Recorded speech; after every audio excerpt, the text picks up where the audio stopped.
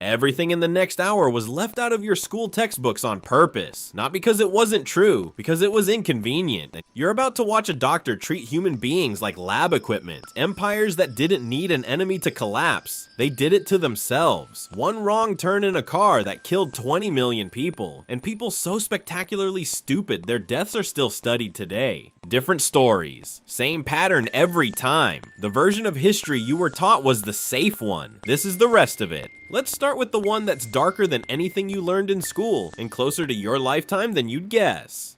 There's a question that's been asked for over 2,000 years, and the answer keeps turning out to be the same ugly thing. How far will a doctor, a scientist, or a government go once the person in front of them can't say no?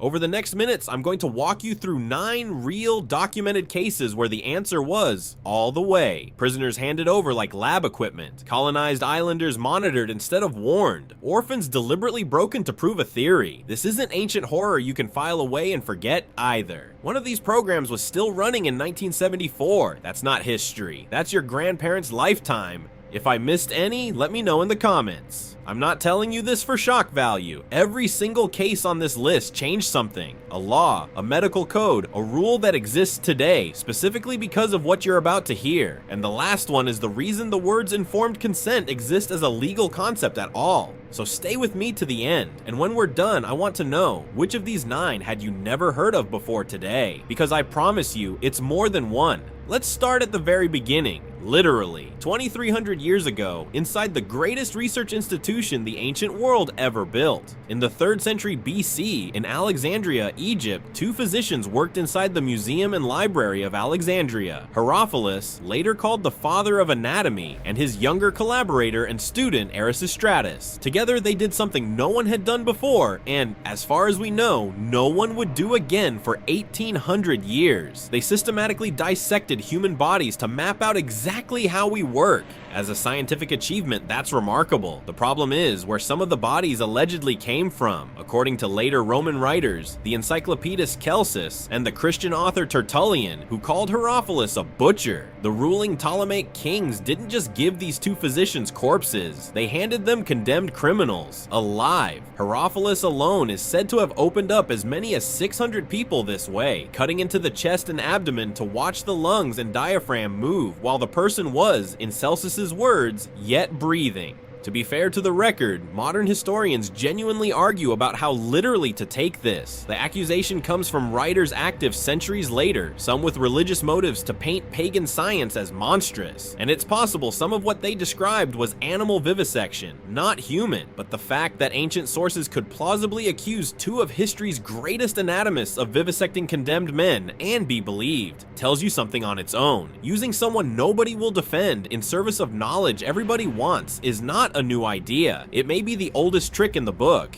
It would resurface over and over for the next 2,000 years. Let's jump forward, past the Renaissance, past the birth of modern medicine, into the 20th century, where the tools got exponentially better, and so did the cruelty. In 1921, the brand new Soviet secret police opened a facility in Moscow that didn't officially exist. It went by different names over the decades. The Special Office, Laboratory 1, Laboratory 12, but everyone who worked there just called it the camera, the chamber. Its job was to solve a very specific problem for the Soviet state. How do you kill someone with a poison that leaves no trace? Under toxicologist Grigory Marinovsky, who took charge in 1939, the camera tested mustard gas, ricin, digitoxin, curare, and cyanide directly on human beings. Prisoners pulled from the Gulag system as enemies of the people, alongside foreign prisoners of war and political detainees. The poison would be disguised as food, drink, or handed over as medication by a staff member playing doctor, asking politely how the patient was feeling. Then everyone in the room watched what happened next. Survivors, when the first dose didn't kill them, were often brought back and tested again with something else. Marinovsky described the process as almost routine. The people used this way weren't given names in the paperwork. Staff called them petichki, birdies. Eventually, the lab found what it was looking for, an odorless, tasteless compound that left almost nothing behind for a coroner to find. It went on to be used on real targets afterward. Dissidents, defectors, at least one American citizen kidnapped and killed with it in 1947. The chemists who developed it never stood trial for how they'd found it. Marinovsky himself did eventually go to prison, not for the human experiments, but for corruption. The Soviets weren't the only regime running a secret lab like this in the 1930s and 40s. On the other side of the world, Imperial Japan was running something even larger and even less contained. During Japan's war in China, in the years leading up to and through World War II, the Japanese army built a sprawling complex outside Harbin in occupied Manchuria. Officially, it was a water purification unit. In reality, it was Unit 731, a biological and chemical warfare research program run by military physician Shiro Ishii, and it experimented on hundreds of thousands of prisoners, Chinese civilians and soldiers, Soviet POWs, Korean and Mongolian prisoners, anyone the Japanese army considered expendable. The scale of what happened there is almost too extensive to summarize. Live vivisections performed without anesthesia because doctors believed anesthesia would corrupt the data. Prisoners deliberately infected with plague, anthrax, cholera, and typhoid to observe how disease moved through the human body in real time. People left outside in freezing temperatures to study frostbite. Their limbs later amputated to examine the damage. Unit 731 staff didn't call their victims patients or even prisoners. They called them maruta, logs, as in timber, as in not people. Almost none of it served an actual battlefield purpose. Ishii himself described the driving force as the pursuit of clarifying life, or less charitably, professional curiosity. He wanted to know things, and he had an unlimited supply of human beings to find out with. Here's the part that still makes historians angry today. When the war ended, the United States learned what Unit 731 had produced: years of data on biological warfare and the human body that no ethical experiment could ever legally replicate. Rather than prosecute Ishii and his senior staff for war crimes, American occupation authorities secretly granted them immunity in exchange for the research. Almost nobody involved in Unit 731 ever stood trial. You'd think after the world found out what regimes like Imperial Japan and Nazi Germany had done in the name of science, the countries that had just fought a war against that exact behavior would never do it themselves. They did, almost immediately. Between 1946 and 1948, while the Nuremberg trials of Nazi doctors were still fresh in the news, the United States Public Health Service ran a secret study in Guatemala, led by physician Dr. John Cutler. The goal was to find out whether the new miracle drug penicillin could prevent and cure syphilis and gonorrhea. To test that, you need infected people. So American researchers, working with the cooperation of Guatemalan officials, deliberately infected people who weren't. Around 1,300 people, soldiers, prisoners, sex workers, psychiatric patients, and in some documented cases, children, were directly exposed to syphilis, gonorrhea, or chancroid, sometimes through arranged contact with infected sex workers, sometimes through direct inoculation. Fewer than 700 of them ever received treatment afterward. At least 83 people died. None of this came out through a whistleblower at the time. It stayed buried for over 60 years, until a medical historian named Susan Reverby stumbled onto Cutler's own files while researching a separate, equally infamous American syphilis study from the same era. In 2010, the US government formally acknowledged what had happened, and President Obama personally apologized to Guatemala's president. It remains one of the only times the United States has ever done that for a study like this. And if you're keeping count, that's already 3 continents and 4 different governments, deciding some people simply didn't count. We're not even halfway through this list. Around the very same years, Cutler's team was in Guatemala. On the other side of the Atlantic, Sweden was doing something slower and just as calculated. In 1945, Swedish dental health was in crisis. Nearly the entire population had cavities, and the government wanted to know why. Sugar was suspected, but there was no hard proof. So the Swedish Medical Board commissioned a study and ran it at Vipeholm, the country's largest institution for people with severe intellectual disabilities in Lund. Researchers, funded partly by the sugar industry itself, fed patients large quantities of sweets, including a sticky toffee specifically engineered to cling to teeth as long as possible. Some patients were given it at every meal for years, specifically to maximize the damage. Nobody asked the patients or their families. Consent was never on the table. Institutionalized and intellectually disabled, these were people the state considered incapable of deciding anything for themselves, including whether strangers could rot their teeth for science. By the time the sugar phase wound down in 1949, around 50 of the roughly 660 participants had teeth that were, in later researchers' words, essentially ruined. The data itself itself was scientifically excellent. It's still cited today as one of the studies that definitively prove the sugar cavity link, the reason your dentist tells you not to snack between meals. Here's the detail that should stop you. The Nuremberg Code, the first modern set of rules requiring informed consent in human research, was published in 1947. The Vipa-Holmes study kept running for 2 more years after that. Nobody there seems to have thought the new rule applied to them. If Vipa-Holmes shows an institution getting away with quietly wrecking disabled patients' bodies, the next case shows what the same instinct looked like aimed at a child's mind instead. In 1939, at the Iowa Soldiers' Orphans Home in Davenport, a University of Iowa graduate student named Mary Tudor arrived to run speech therapy sessions. That's what the orphanage staff were told anyway. What Tudor was actually there to do, under the direction of her professor Wendell Johnson, was try to give 22 healthy orphan children a stutter. Johnson had a theory that stuttering wasn't something a child was born with, but something adults accidentally created by criticizing a kid's normal speech hesitations until the child became anxious enough to develop a real one. To test it, the children, none of whom actually stuttered, were split into groups. Some got encouragement, others were relentlessly, deliberately criticized, interrupted mid-sentence, told they were doing it wrong, labeled stutterers to their faces, over and over for months. It didn't prove Johnson's theory. None of the children developed a clinical stutter. What it did do was leave some of them with lifelong anxiety and shame around speaking at all. One of the children, a girl named Mary, ran away from the orphanage 2 years later and ended up in a reform school. Decades afterward, under her married name, Mary Nixon, she told a reporter simply, "It just ruined my life."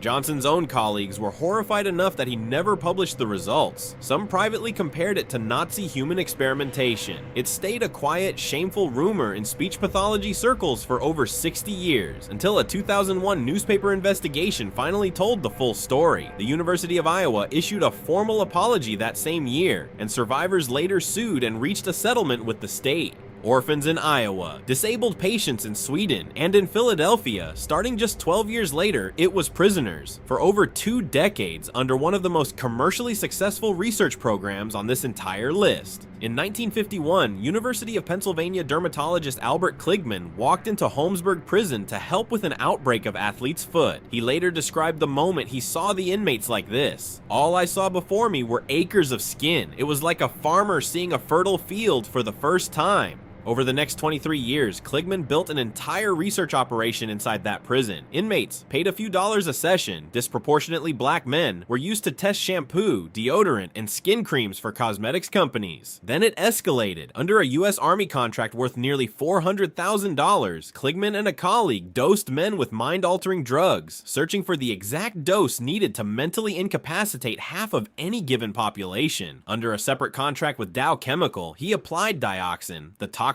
compound behind Agent Orange, directly onto inmates' skin, at one point using nearly 500 times the instructed dose, leaving men with blistering, lasting lesions. Consent forms, when they existed at all, often didn't even name the chemical being tested. And here's the part that's almost obscene. Kligman used data from these men to help develop Retin A, the acne and anti-wrinkle cream that made him rich and famous. Tested first on the backs and faces of people who couldn't say no. The program wasn't shut down by one single scandal. It just kept running, 1951 to 1974, until the city of Philadelphia finally banned medical research on its prisoners altogether. The University of Pennsylvania didn't formally apologize until 2022. Prisons weren't the only place the US government found people who couldn't refuse. In the Pacific, an entire population found that out within days of a single explosion. On March 1st, 1954, the United States detonated Castle Bravo at Bikini Atoll in the Marshall Islands, the most powerful nuclear weapon America has ever tested, and by accident, roughly 2.5 times stronger than scientists had predicted. Radioactive fallout, fine white ash that residents remember playing in like snow, drifted directly over the inhabited atolls of Rongelap and Uterik. Nobody evacuated the islanders for 2 to 3 days. Within about a week, the US government had already set up something called Project 4.1. Officially, its purpose was medical care and the scientific study of radiation injury. Internally, documents later showed a scientist involved comparing the exposed Marshallese to laboratory mice. Nobody explained in a language the islanders understood that they were now research subjects instead of just patients. Doctors ran tests, took samples, and tracked their bodies for years. A month later, officials were already recommending it become a lifelong study. In 1957, despite internal concern that radiation on Rongelap was still dangerous, the US allowed residents to move back. Some historians believe the desire to keep studying a contaminated population may have factored into that decision. Decades later, in 2005, the National Cancer Institute confirmed what the Marshallese had always suspected. The cancer risk for people exposed to that fallout was greater than 1 in 3. To this day, the US government has never issued the kind of formal apology or paid the kind of compensation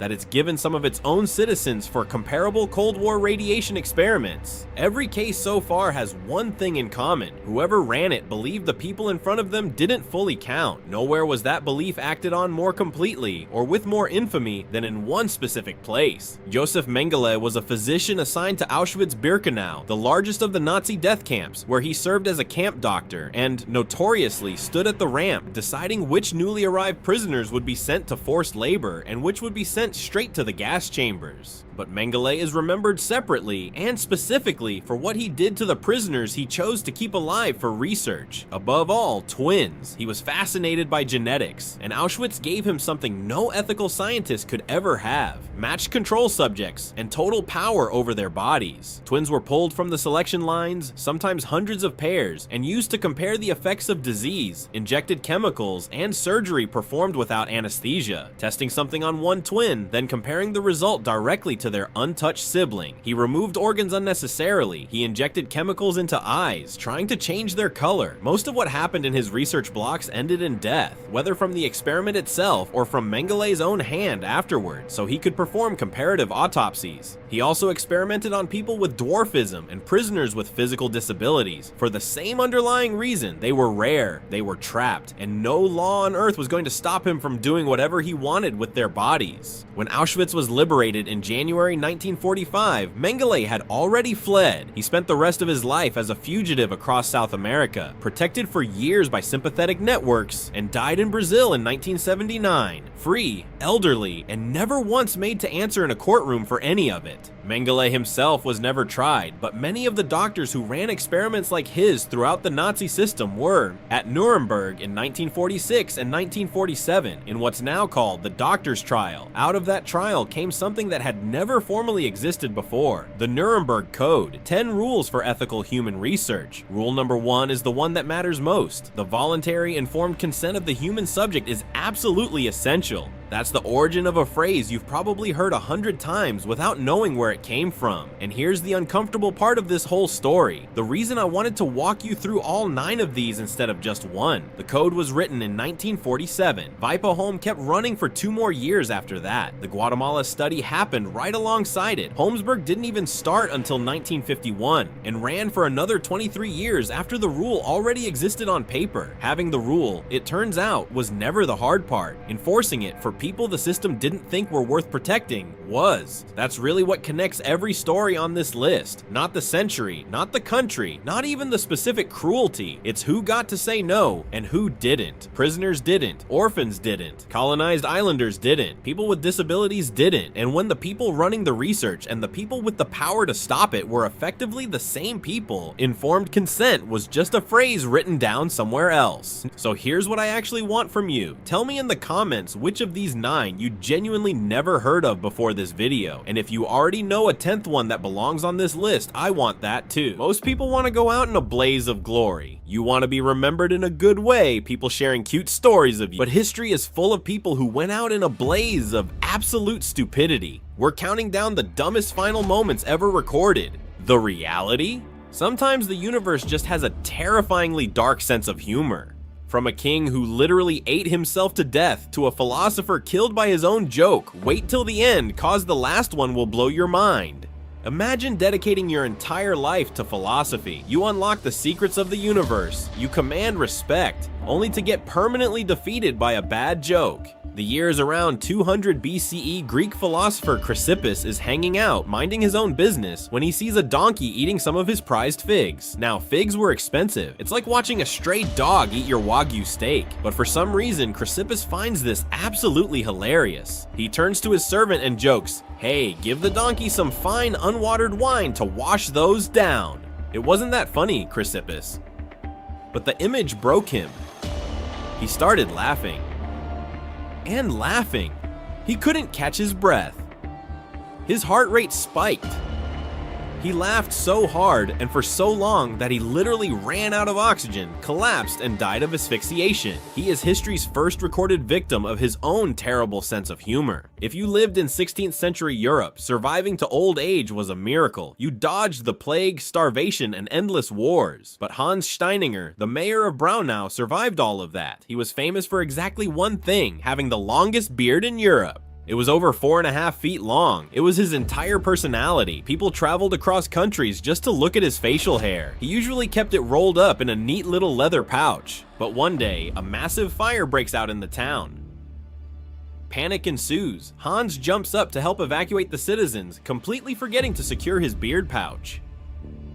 He sprints toward the stairs, steps on his own 4.5-foot beard, violently snaps his neck, and dies instantly. Imagine surviving medieval Europe, only to trip over your own chin. Greek playwright Aeschylus was a smart guy. Too smart. He received a prophecy from an oracle stating that he would die from something falling on his head. A normal person might just wear a helmet. Aeschylus decided to outsmart fate. He left the city, avoided all buildings, avoided all trees, and just sat out in an open, empty field. Smart, right? The gods can't drop a roof on you if there is no roof. Wrong. The universe always wins.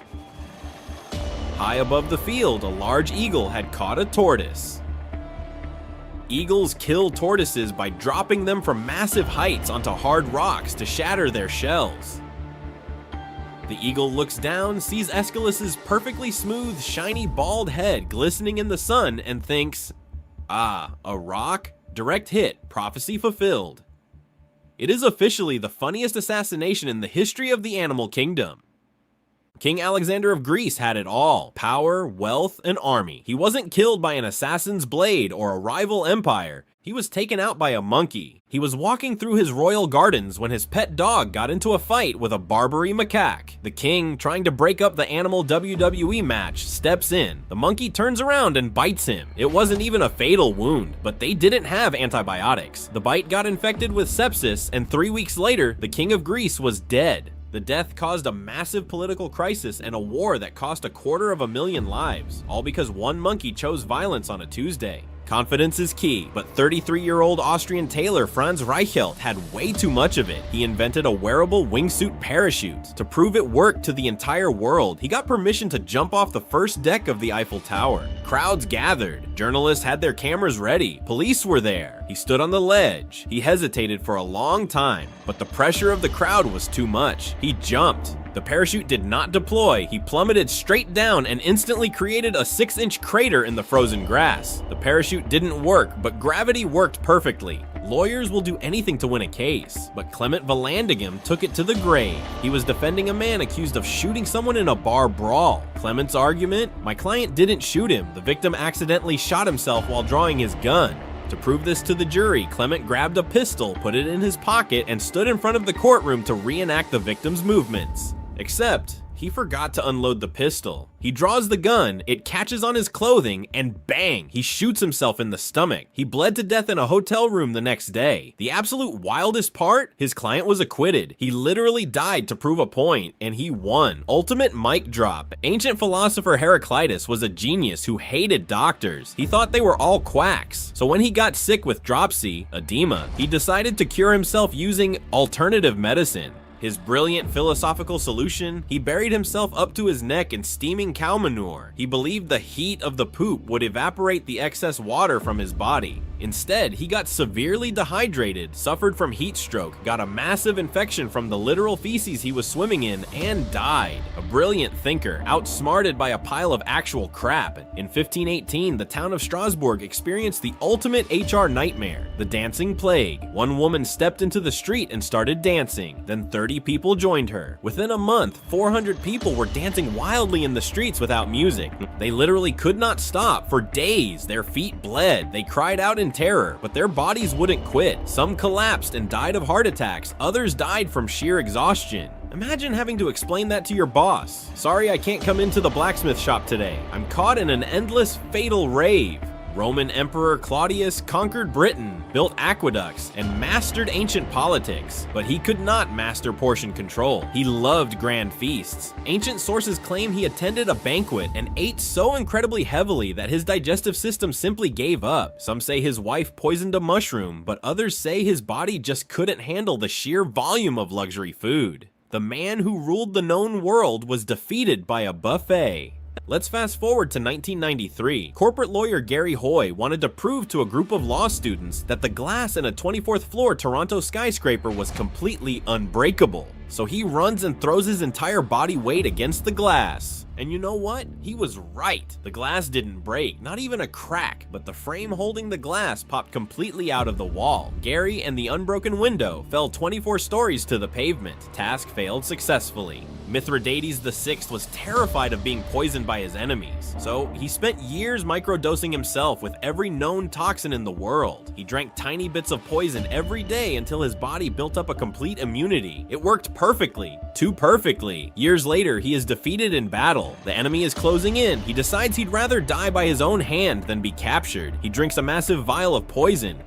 Nothing happens. He just gets a stomach ache. He made himself so immune to poison that he couldn't even assassinate himself. He awkwardly had to ask one of his bodyguards to stab him with a sword instead. Famed 1920s dancer Isadora Duncan loved fashion, specifically massive trailing silk scarves. One day, she's riding in the passenger seat of an open-air sports car. She dramatically throws her scarf over her shoulder and yells to her friends, "Farewell, I go to glory." The scarf draped over the side of the car got caught in the spokes of the rear wheel and instantly tightened as the axle spun.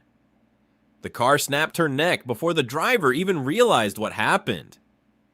You think gamers rage quit today? You have no idea. In medieval times, a nobleman was playing a high-stakes game of chess. His opponent makes a brilliant move, effectively trapping the nobleman's king. The nobleman gets so infuriated, so absolutely blinded by rage at losing a board game that his blood pressure spikes. He suffers a massive stroke and dies right there at the table. He rage quit life. The year is 79 AD. Mount Vesuvius is erupting. Ash is blocking out the sun. The city of Pompeii is screaming. Everyone with a boat is rowing away as fast as humanly possible, except Pliny the Elder. Pliny looks at the apocalyptic wall of fire and ash and says, "Fascinating, row me toward it." He wanted to study the eruption up close for science. He sailed right into the toxic gas clouds, laid down on the beach to get a better look, and immediately suffocated to death. Science gained knowledge. Pliny gained a volcano. King Henry I of England had a very specific weakness: lampreys. If you don't know what a lamprey is, look it up. It's an eel that looks like a vacuum cleaner tube filled with razor blades. His doctors explicitly told him, "Your Majesty, please stop eating the nightmare eels. They are making you sick." He ignored them. He ate what historians literally call a surfeit of lampreys, which is Old English for way too many eels. He got severe food poisoning, his bowels locked up, and he died. The King of England taken out by ugly fish. So, what did we learn today? We learned that history wasn't just built by brilliant strategists and untouchable geniuses. It was built by people making spectacularly, almost impressively bad decisions. A beard became a lethal weapon. A turtle fulfilled an ancient prophecy. A lawyer successfully argued himself out of an unbroken window. And the King of England got dunked on by seafood. The deeper you dig into history, the less it feels like a serious, dusty textbook, and the more it feels like the world's longest, darkest comedy sketch. If you enjoyed these unbelievable true stories, hit that subscribe button to The History Dude. Because history isn't boring. History is just humanity repeatedly pressing the wrong button. And listen to me. Every empire that has ever existed, every single one, fell for the exact same reason. Not because enemies defeated them, not because bad luck struck them, not because the gods abandoned them. They fell because their leaders were catastrophically stupid. And I'm not exaggerating, I'm being factual. They collapsed because they became too confident. 5 of the greatest empires in human history didn't just lose wars, they didn't slowly decline over centuries. They actively destroyed themselves through sheer unhinged stupidity.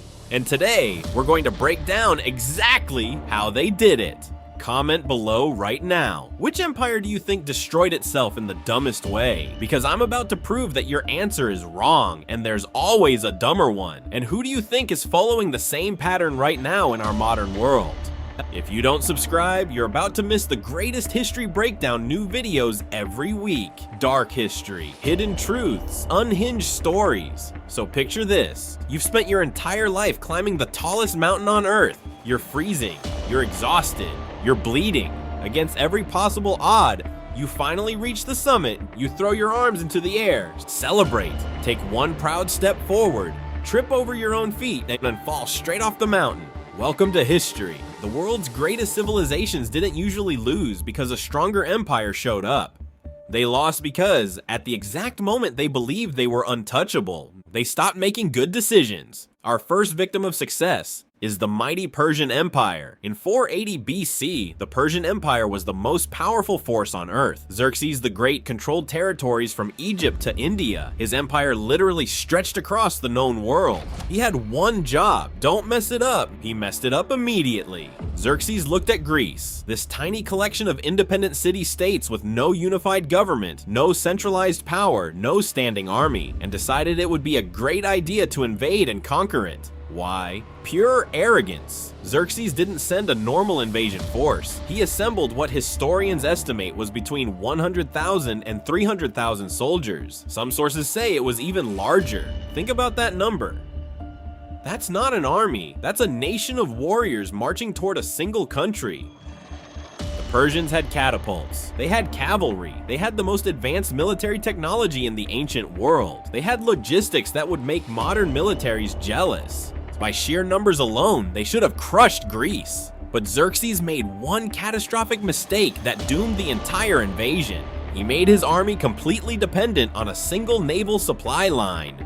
All 300,000 soldiers were marching across hostile territory. They couldn't carry food for months. They couldn't hunt enough to feed 300,000 people. They relied entirely on ships bringing supplies from Persia. The Greeks knew they couldn't win a land war against 300,000 Persians, so they did something brilliant. They lured the Persian fleet into a narrow strait called Salamis, where the Persian numbers advantage meant nothing. The Greeks destroyed the Persian fleet, not defeated, not retreated, destroyed. Suddenly, 300,000 soldiers with no food source and no communication with home were stranded in hostile territory. No reinforcements could arrive, no supplies could be delivered, no retreat route existed. The Persian army starved to death. Not to Greeks, not to combat, to starvation. The most powerful empire on Earth got absolutely humiliated because their leader was too arrogant to establish any backup supply lines, any alternative strategy, any contingency plan. If you were commanding 300,000 troops, would you make your entire army depend on one naval supply line? Or would you be slightly smarter than that?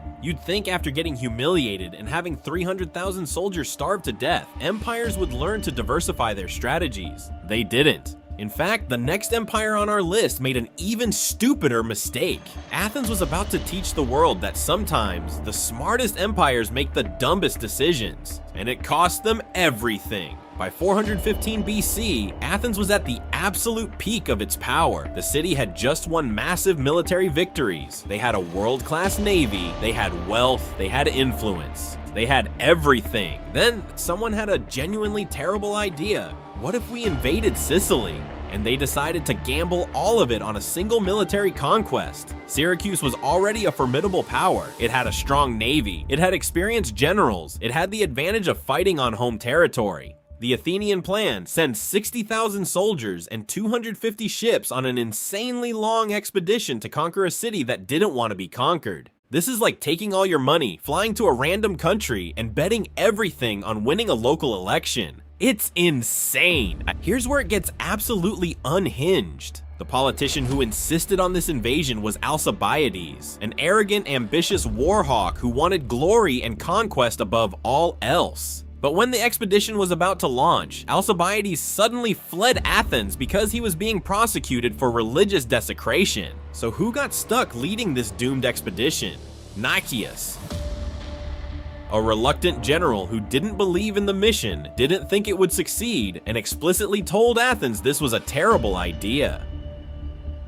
You know what happened? Athens forced him to go anyway. Imagine being told, hey, we know you think this will fail. We know you believe this is a disaster, but we're forcing you to lead it anyway. The Athenian fleet sailed to Sicily with 60,000 soldiers and 250 ships. The journey alone took months. By the time they arrived, Syracuse had already had plenty of time to prepare massive defenses. But the Athenians didn't care. They were confident. They attacked immediately, and they immediately realized this city is not falling easily. The Syracusans had better positioning. They had more experience fighting on their home territory. They had allies arriving to reinforce them. The Athenian invasion stalled, then it deteriorated, then it collapsed. Over the course of years, the Athenians kept sending more troops, more ships, more resources, trying to salvage a mission that was doomed from the start. The Syracuse expedition ended in total catastrophe. The Athenian fleet was destroyed, the army was annihilated, thousands of soldiers were either killed or enslaved. More importantly, Athens lost everything. Their military dominance, gone. Their naval supremacy, gone. Their wealth and resources, depleted. Their influence in Greece, shattered. All of this because one arrogant politician wanted glory and conquest so badly that he convinced an entire city-state to bet everything they had on a military fantasy. And then he fled when it was time to face the consequences.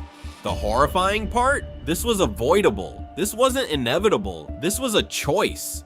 Nicias told them this would fail. Other generals told them this would fail. The city council probably knew this would fail, but they did it anyway because of ego. We've now seen two empires destroy themselves through stupidity. The Persians starved 300,000 soldiers because they made one bad strategic choice. Athens threw away their entire empire because they wanted glory and conquest. But here's what's terrifying. The third empire on our list makes both of these mistakes look like minor hiccups. Rome didn't destroy itself through one bad decision. Rome destroyed itself through systematic institutional incompetence. And it triggered a chain reaction that lasted centuries. By 107 BC, the Roman Republic had conquered most of the Mediterranean. They had defeated Carthage. They had defeated Spain. They had defeated everyone. Rome was unstoppable, but there was one problem. The Roman military was running out of soldiers. All the soldiers were recruited from landowners. Only wealthy citizens with property could join the army, and Rome had just conquered so much territory that they needed more soldiers than the wealthy landowner class could provide. So a general named Gaius Marius made a decision that seemed smart at the time, but it would destroy the Republic. Marius changed the recruitment rules. He said, from now on, anyone can join the army. You don't need to own land. You don't need to be wealthy. Anyone can be a soldier. This seemed brilliant. Problem solved, right? Infinite soldier supply. Wrong. For centuries, Roman soldiers were loyal to the state. Why? Because they owned property. They had families, homes, businesses back in Rome. They had a vested interest in keeping the Republic stable. If they betrayed Rome, they'd lose everything. But Marius's new soldiers, they were poor. They had nothing. They owned no land. They had no property to lose. The only thing they owned was their loyalty to their general. So when a general gave them land, when a general promised them wealth, when a general rewarded them for military service, their loyalty shifted from the state to the general. This created an unintended monster, soldiers who were fanatically loyal to their generals, not to Rome. The consequences were catastrophic. Once soldiers became loyal to generals instead of the state, every powerful general thought, why not use my loyal army to take over Rome? Marius himself used his soldiers to seize power. Then another general named Sulla used his soldiers to overthrow Marius. Then Pompey used his soldiers to seize power. Then Caesar used his soldiers to seize power. For decades, Rome was locked in civil war. Generals would march their armies into Rome and literally fight each other in the streets. Thousands of Romans died killing each other. The entire Republic was tearing itself apart. Eventually, Caesar won the civil wars and became so powerful that he basically became a dictator. The Republic didn't officially end, it just became a formality. Caesar had all the power, the Senate had none. Democracy was dead. But here's the darkest part. This was 100% preventable. If Marius hadn't changed the recruitment rules, soldiers would still be loyal to the state, not to generals. If soldiers had been loyal to the state, no general could have used his army to seize power. If no general could seize power, the Republic would have survived. One man's decision led to centuries of civil war and the end of democracy. Do you think Marius knew his decision would destroy the Republic, or was he just too short-sighted to see the consequences? Now we get to an empire that was so powerful, so advanced, so militarily brilliant that it conquered more territory faster than any empire in human history. Genghis Khan. By the time he died, the Mongol Empire stretched from Korea to Romania. It covered roughly 22% of all land on Earth. No empire before or since has ever controlled that much territory that quickly. Genghis Khan was a military genius, but he made one mistake. A stupid mistake. So stupid that it literally destroyed the empire he built. Genghis Khan conquered most of Asia. He built the largest land empire in history. He had countless sons and heirs. But when he died in 1227, he never wrote down who should be his successor. He never established a clear line of succession. He never said, when I die, my son will lead, then his son, then his son. Nothing. Just chaos. The moment Genghis Khan was dead, his sons and grandsons started fighting over the throne. Not diplomatically, not through legal succession, through civil war. Here's where the Mongol system had a catastrophic flaw. Mongol law said that whenever a Khan died, all his descendants had to stop their conquest and return to the homeland to vote on who the next Khan would be. This made sense. Everyone gets a say. Democratic. But in practice, it was insane. When Genghis Khan died, his armies were spread across Asia. Some were in Korea, some were in Persia, some were in Central Asia. All of them had to stop fighting and return home to vote for the new Khan. This gave their enemies time to regroup. This gave conquered territories time to rebel. This gave the empire time to fracture.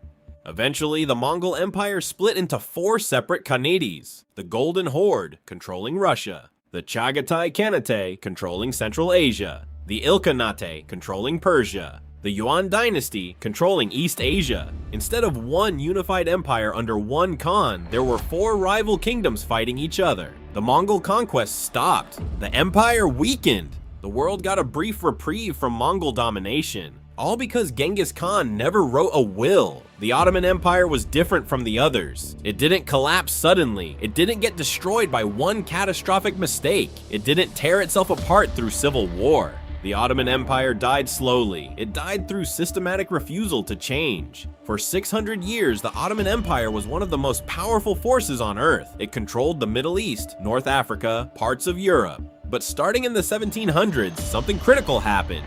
Europe had the scientific revolution. Europe had the industrial revolution. Europe developed new technology. Europe modernized their armies. Europe became militarily and economically superior. And what did the Ottoman Empire do? Absolutely nothing. The Ottoman Empire had a military elite called the Janissaries. These were elite soldiers, incredibly well trained, incredibly powerful.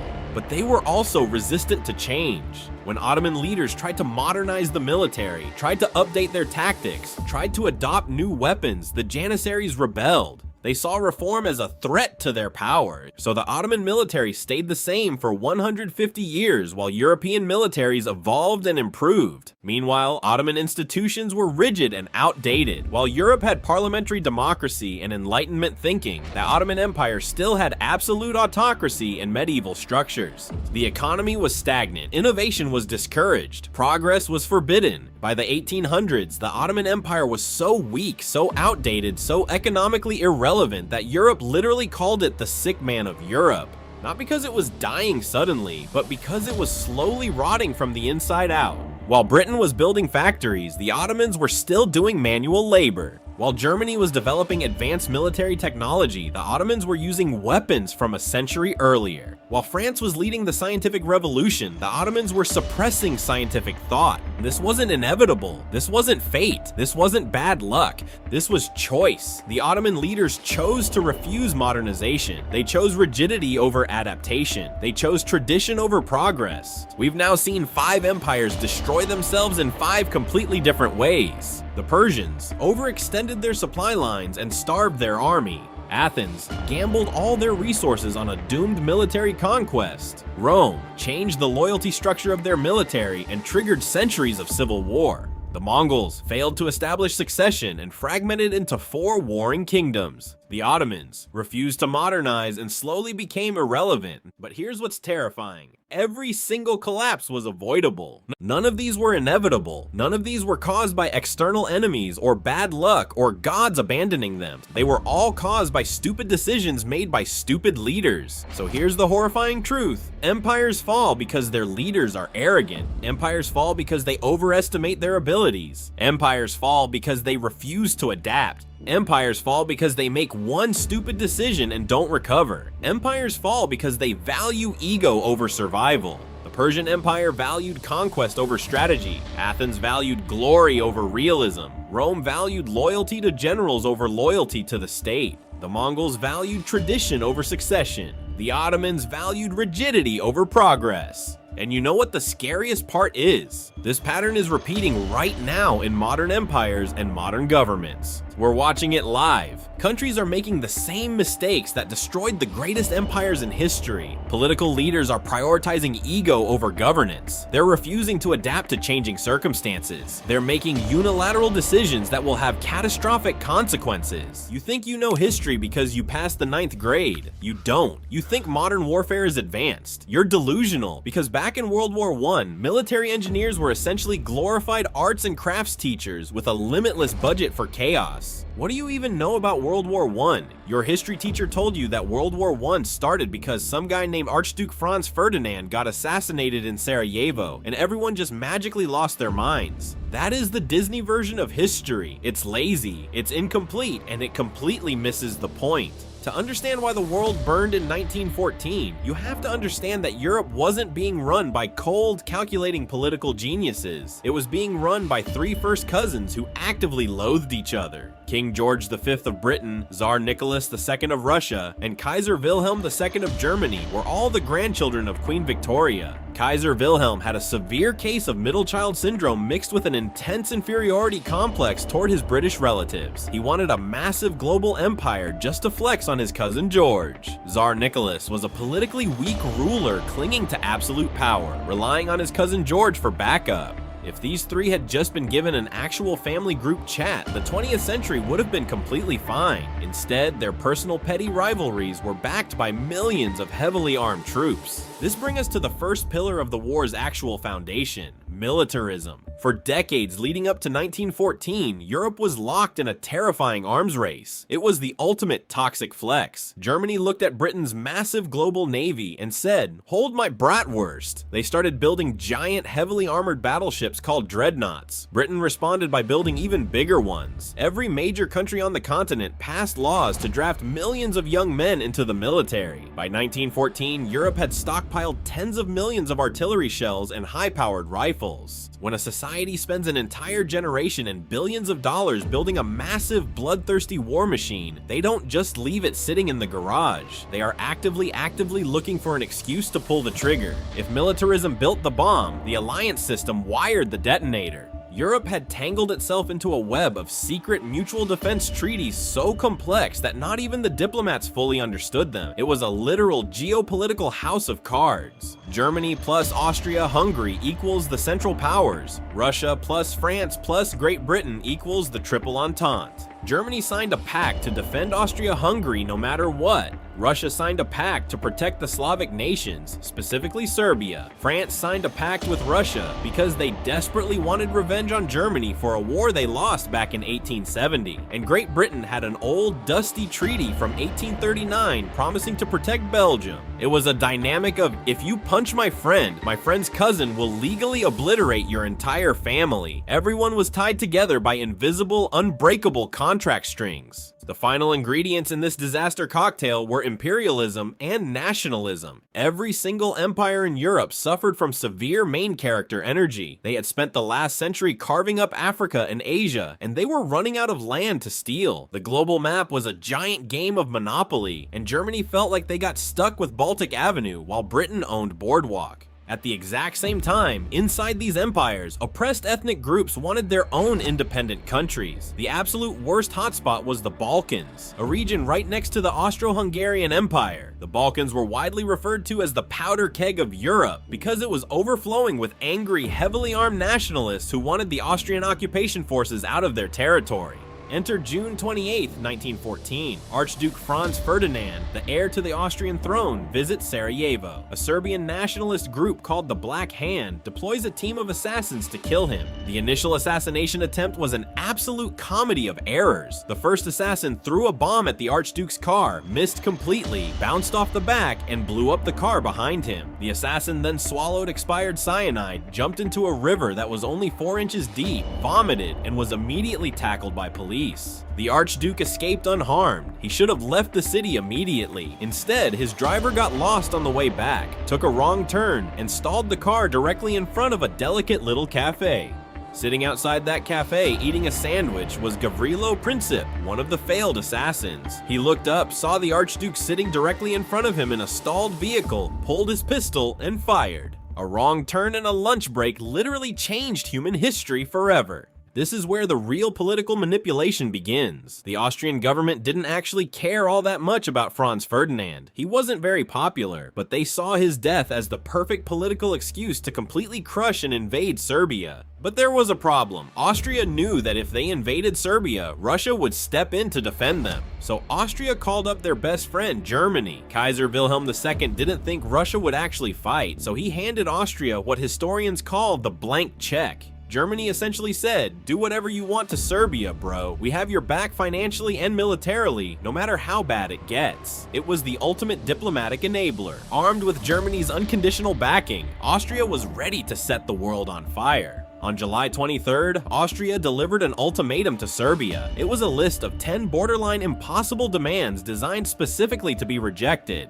Austria demanded that Serbia let Austrian police cross the border to run their internal investigation, rewrite Serbian school textbooks to remove anti-Austrian sentiment, and hand over anyone Austria pointed a finger at. It was a complete violation of Serbian sovereignty. The rest of Europe watched in horror. The British Prime Minister called it the most insolent document ever drafted. Serbia, knowing they were completely outmatched, actually agreed to 9 out of the 10 demands. They only asked for an international court to review the demand regarding Austrian police operating on their sovereign soil. But Austria didn't care about peace. They rejected the compromise and declared war anyway. What followed was a 1-week diplomatic cascade of pure, unchecked domino effect madness. July 28th, Austria invades Serbia. July 30th, Russia mobilizes its massive army to scare Austria away from Serbia. August 1st, Germany sees Russia mobilizing, panics because their military timeline requires them to strike first, and declares war on Russia.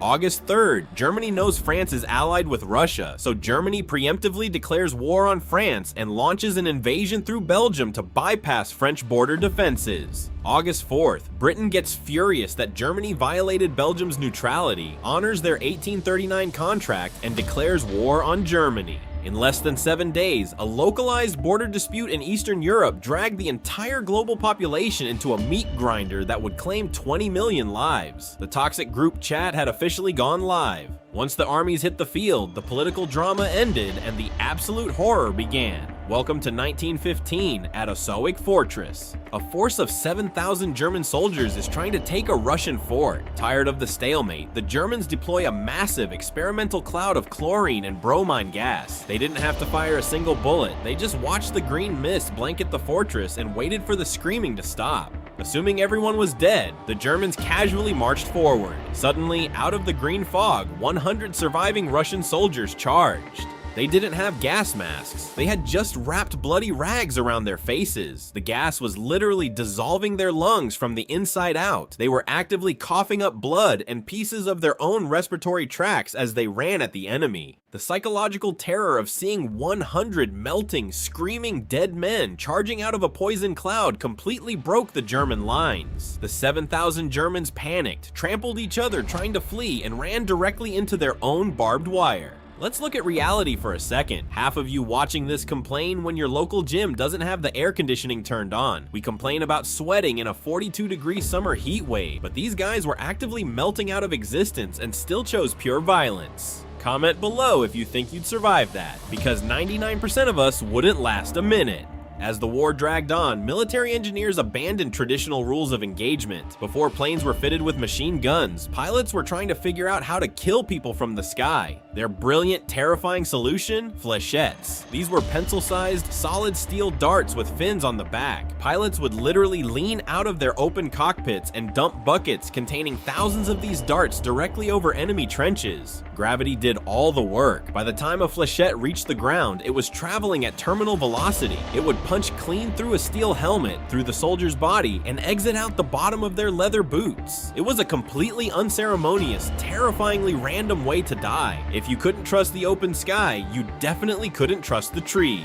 This era created some of the weirdest and most dangerous forgotten jobs in human history. Imagine being a battlefield landscaper. Engineers would find a dead, splintered tree located out in no man's land under intense enemy fire. Under the absolute cover of darkness, they would measure it, sketch it, and then cut it down silently. Before the sun rose, they would replace it with a hollow papier-mâché replica reinforced with heavy steel plating. Inside this fake tree, a sniper or an artillery spotter who had crawled up through a tunnel. They would sit in cramped, suffocating silence for 15 hours straight, peering through tiny fake bark slits to call in deadly strikes. If the enemy noticed that a single branch was sitting at a slightly different angle than the day before, boom, the entire tree was targeted by heavy artillery. The level of paranoia was utterly breaking. But faking objects wasn't enough for the French. When German long-range bombers and heavy aircraft started targeting their capital, the French decided that defending Paris was too much work, so they just built a second one. I am completely serious. The French military constructed a decoy Paris on the northern outskirts of the real city. They built fake wooden railway stations, painted massive canvas sheets to look like the grand Parisian streets, and laid out an intricate electrical lighting grid designed to mimic the exact night glow of Paris from the sky.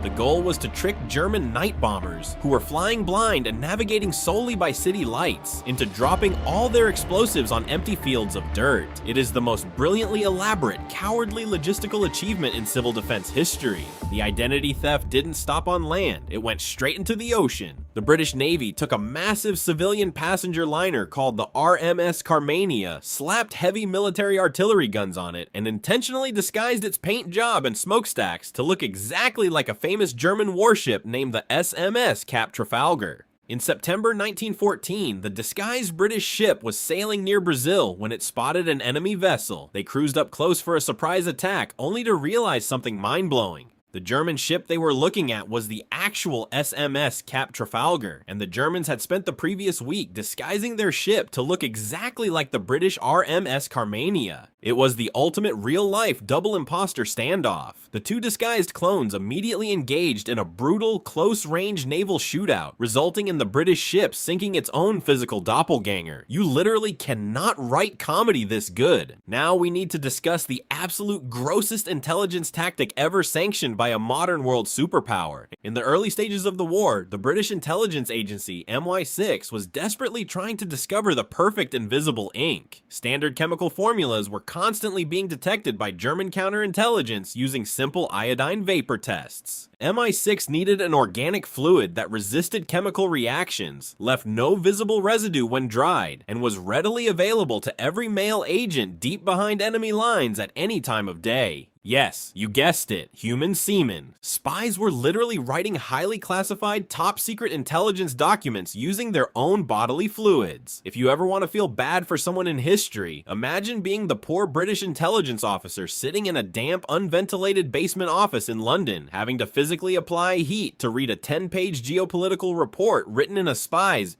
personal supply.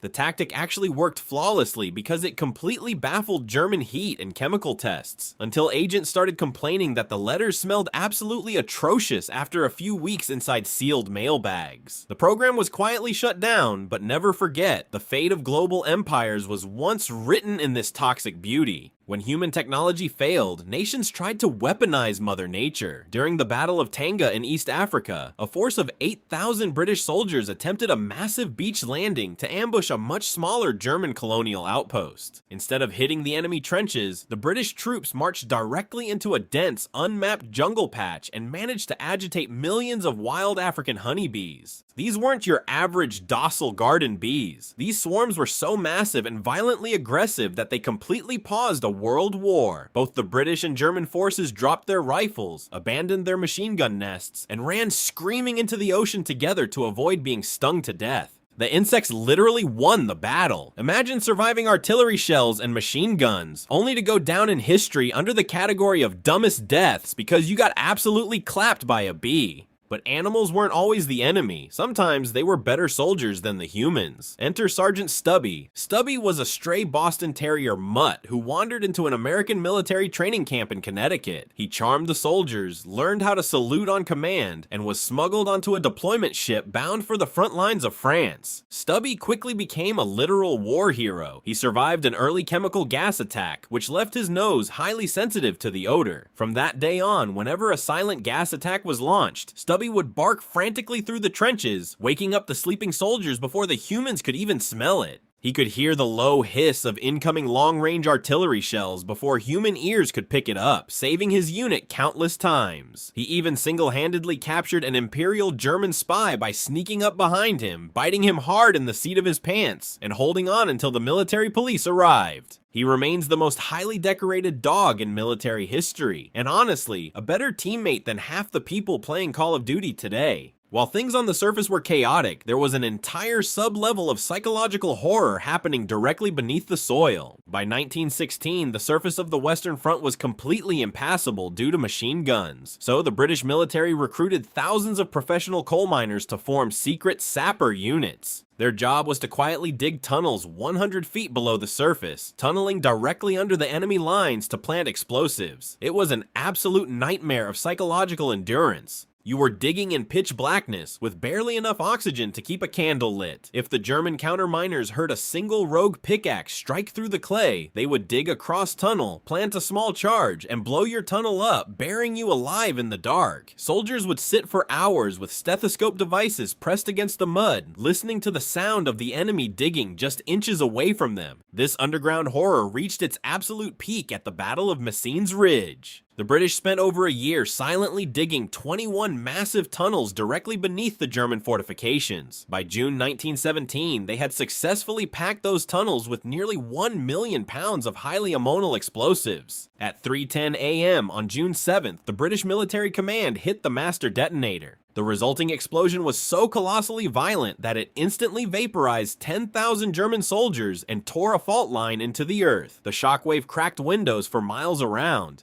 The sound of the blast was so loud that it was clearly heard by the British Prime Minister sitting inside his office at 10 Downing Street in London, over 140 miles away across the ocean. It remains one of the loudest man-made, non-nuclear sounds in human history. By the time the armistice was signed on November 11, 1918, 4 major global empires had completely collapsed into dust. The German, Austro-Hungarian, Russian, and Ottoman empires were gone. 20 million people were dead, and the politicians, they learned absolutely nothing. The treaty they signed to end the war was so incredibly petty and financially destructive to Germany that it directly set the stage for World War II just 20 years later. War isn't what they show you in shiny, polished textbooks. It isn't organized strategy and noble speeches. It's a toxic mess of political egos, papier-mâché trees, biological spy ink, and explosions that can be heard in different countries. If this video made you realize that global history is completely unhinged, smash that like button right now. Check out the pinned comment to voice your take on the maddest story here. Subscribe for more dark history, and until next time, stay weird and stay alive.